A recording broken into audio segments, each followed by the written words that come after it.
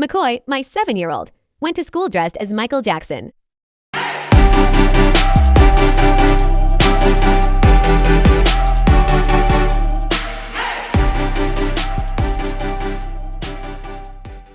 Hey guys, welcome to the very first episode of High Five. I am super excited that you're here. I'm also super excited because Easter is coming up. All the stores are bursting with pastel and bunnies and candy. And in the midst of all the chaos, I'm sure you are getting ready for Easter Sunday. Maybe you have family coming to visit, or maybe you're making a really big Easter meal, or maybe you're going to church. Whatever it is, I'm sure you're prepping for Sunday. Here's what I want to say today. Don't just skip to Sunday. Easter is incredible. The resurrection, the victory, the celebration.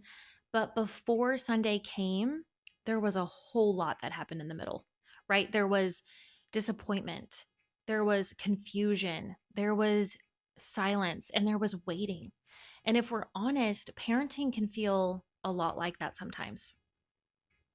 Most of us, we're not raising these Bible quoting, perfectly behaved little angels, right? At least I'm not. If you are, more power to you, but that's not my reality.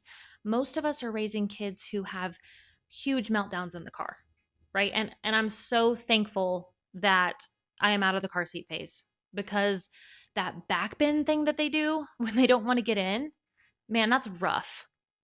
If you're in that season of life right now, I'm going to pray for you.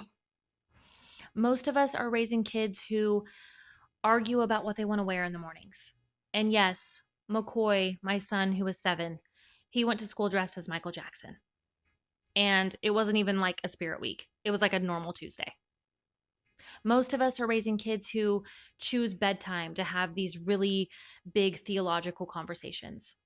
And with my teenager, Tucker, I'm like, dude, where were you 3 hours ago?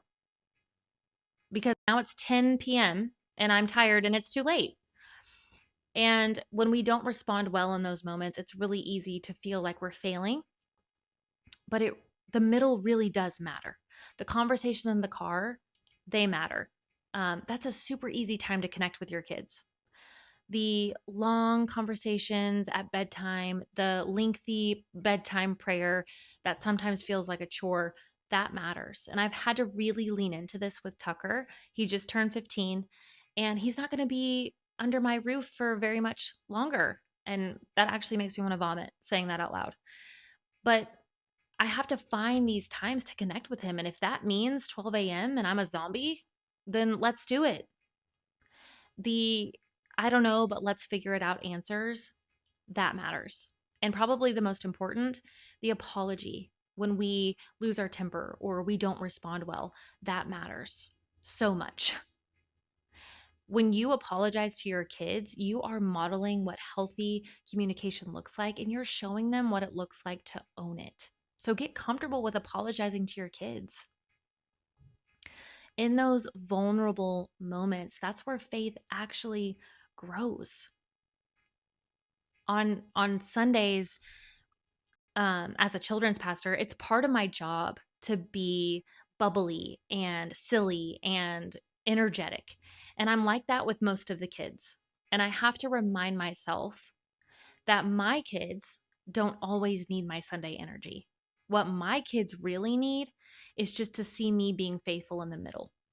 And the cool thing about Easter is that it reminds us that some of God's best work happens in places that seem unfinished, right? So if your parenting feels repetitive, if you don't think that they're getting it, or maybe you feel unseen, don't think that nothing's happening, right? Trust that those seeds that you've planted are growing. Trust that faith is forming and your consistency is building trust.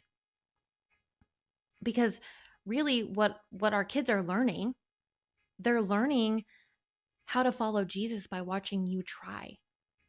It's okay not to have all the answers. It's really actually spiritually healthy for your kids to hear you say things like, I don't know everything, or I'm still learning too, or even, I don't know, let's ask God together. And that's probably my favorite because that's a relationship builder.